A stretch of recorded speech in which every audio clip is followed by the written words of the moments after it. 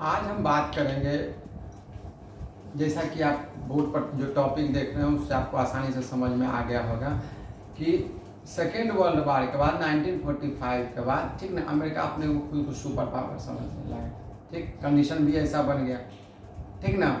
अब देखिए, तो उसके बाद क्या हो गया कि अमेरिका और रशिया के बीच जो है वो चलने लगा, क्योंकि दोनों अपने को पावरफुल सुपर पावर समझते थे, ठीक ना।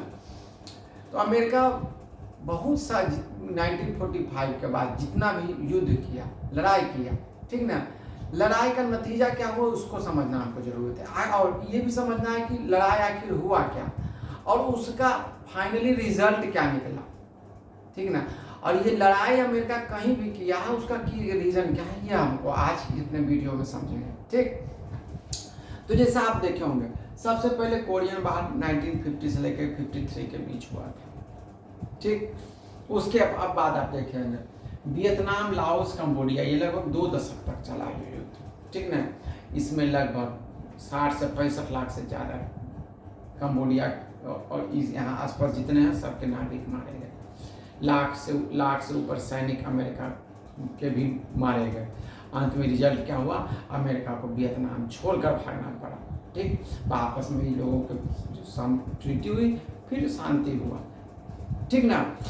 अब देखिए, इसके अलावा इंडोनेशिया में मैसेकर जो हुआ था 1965-66 में, उसका लैटिन अमेरिकन बारे में आप देखे होंगे, क्यूबा का जो फिडेल कास्ट्रो के बारे में आप सुने होंगे, ठीक ना। उनको हटाने के लिए और जितने भी लैटिन अमेरिकन देश थे जिसको सोशलिस्ट डोमिनेटेड, मतलब वहाँ माइंडसेट वाले थे, ठीक ना, वहाँ सरकार, तो उसको हटाने के लिए, वहाँ कत्लेआम करने के लिए अमेरिका बहुत पैसा बहाया और खून बहाया, ठीक। इसके अलावा ईरान में सैंक्शन लगा था, आज ईरान की स्थिति आप देख रहे हैं, ठीक ना, अलग अलग तरह के सैंक्शन लगा है, ठीक ना।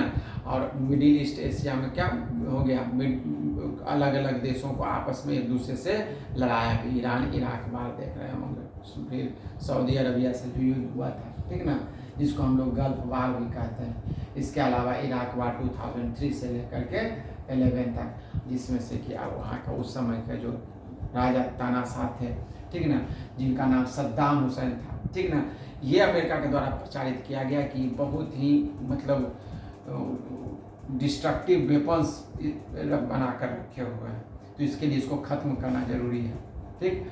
बाद में सद्दाम हुसैन को मार दिया गया, हटा दी, ख़त्म कर दिया गया। लेकिन आज भी आप देख रहे होंगे इराक की स्थिति क्या है, वहाँ के लोग सुख चैन से शांति से हैं, क्या है, आज भी उसी गोली बम बारूद के साए में जी रहे हैं, ठीक।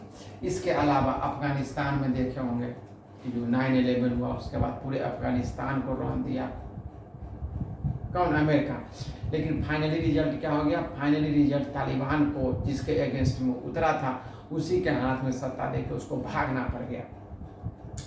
इसके अलावा लीबिया जो गद्दाफी, ठीक ना, कर्नल मोहम्मद गद्दाफी को हटाने के लिए वही सेम जो यहाँ, ठीक। इसका सीरिया में आप देख ही रहे हैं, ये सारे जगह आप जितना भी देख रहे होंगे, सब जगह देख रहे होंगे कि अभी सिविल वार चल रहा है, ठीक, गृह युद्ध चल रहा है। लेकिन अमेरिका इससे बहुत मोटा फायदा कमा रहा है। लोग जितना मरते हैं, ठीक ना, अमेरिका शुरू कर देता है, लोग जितना मरते हैं उससे अमेरिका को उतना ही ज़्यादा बेनिफिट होता है। क्यों, इसके आगे हम लोग चर्चा करेंगे। इसके बाद यमन में आप देख रहे होंगे, ठीक। इसके बाद फलस्तीन और गाजा की तो स्थिति आप देख ही रहे हैं, ठीक ना। वहाँ शांति करवाने के बजाय वहाँ क्या करता है, ठीक ना, वहाँ पर आपस में ही लड़वाता है, पूरा गुटबाजी का सिस्टम आप किया गया है। यूक्रेन देख रहे होंगे, यूक्रेन को एक झुंझुना थमा दिया कि भैया हम नेटो में शामिल करेंगे, ठीक। और इसको इस तरह से प्रोवोक किया गया कि इसके जो व्लादिमीर ज़ेलेंस्की हैं वो बैलून बनकर कूद गए और रशिया से लड़ना शुरू किए, ठीक।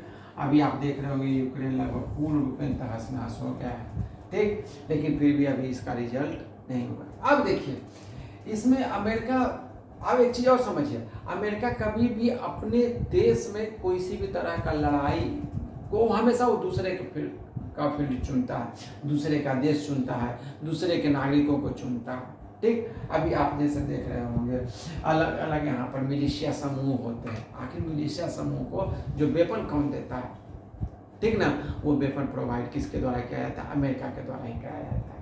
अब देखिए वहाँ बमबारी किया जाता है फाइटर प्लेन से, ये तो दुनिया को अमेरिका बताता है कि आप जो है हमारा देखिए इस क्वालिटी लेवल का हथियार है, ठीक, आप खरीदिए, आपकी सुरक्षा। और एक दूसरे से क्या करता है कि हमेशा लड़ाने का भी सिस्टम चलता रहता है, ठीक ना, प्रवोक करता है एक दूसरे के खिलाफ, ताकि क्या करें। लेकिन किसी को सिक्योरिटी ये 100% नहीं। आप ही देख रहे होंगे जो हमारा इंडोनेशिया हो गया, इंडोनेशिया के जो क्या बोलते हैं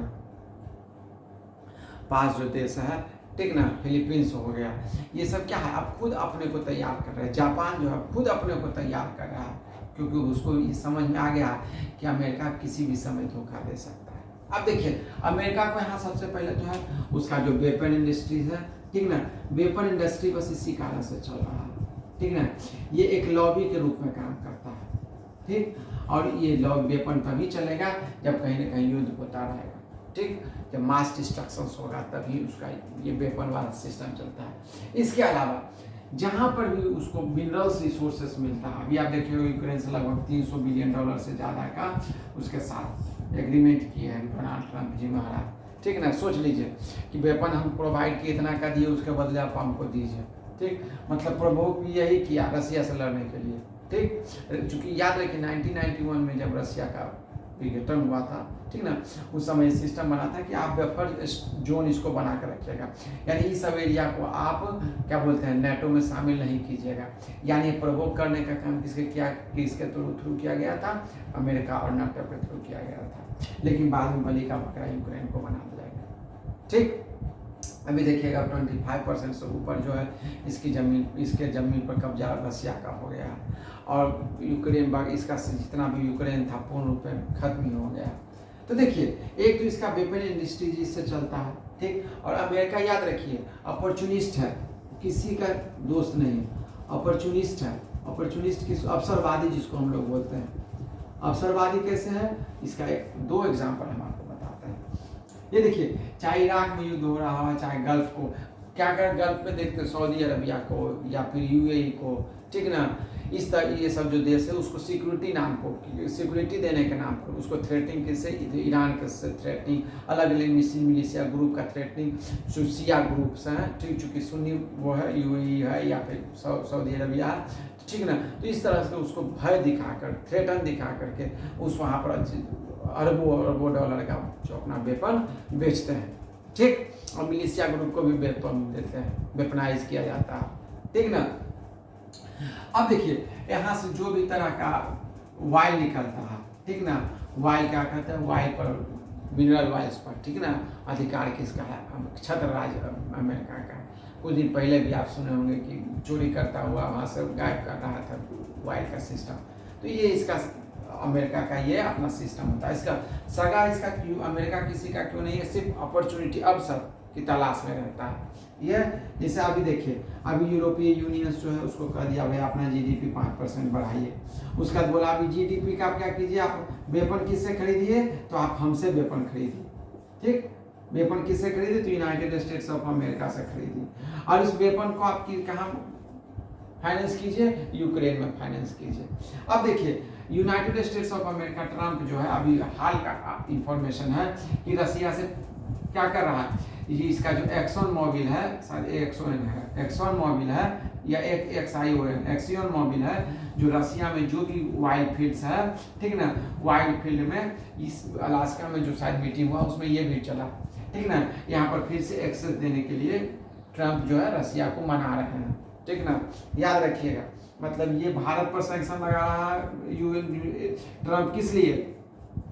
इसलिए सैंक्शन लगा रहा है कि आप वाइल कार खरीदते हैं रसिया से, और ये खुद यहाँ पर क्या कर रहा है, प्रमोट कर रहा है कि अमेरिका का जो तेल कंपनी है उसको रसिया से क्या कर वहाँ से तेल का एक्सर्शन वाइल फील्ड का उस पर सोच लीजिए कि कितना ही मतलब इसको क्या कर सकते हैं। खैर अभी कल परसों ही एक जो वहाँ कहीं चैनल पे एक जो लेडीज़ जर्नलिस्ट थी वो बहुत बढ़िया विशेषण से नवाजी है, खैर वो हम यहाँ नहीं बता सकते हैं आपको, ठीक ना।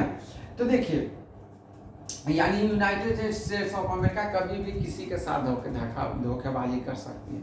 इसी कारण हमारे भारत में जो भी शुरू से जो हमारा पॉलिटिकल जो बिल रहा है, यह हमारे पंडित जवाहरलाल नेहरू से लेकर के अभी तक जो नरेंद्र मोदी हैं, ठीक ना, वो सभी लोग अमेरिका से एक सिस्टम डिस्टेंस बनाकर चले हैं, ठीक ना, ताकि किसी भी तरह का अनसर्टेनिटी के कंडीशंस में हमको ज़्यादा उसका प्रॉब्लम नहीं हो। अभी ये देखिएगा जो यूनाइटेड स्टेट्स ऑफ अमेरिका जो 50% टैरिफ लगा है, तो भारत जो है अपने 40 अलग अलग देशों के साथ अपने जितने भी डिप्लोमेट्स हैं, ठीक ना, 40 कंट्रीज के साथ कांटेक्ट कर रहे हैं, ठीक ना।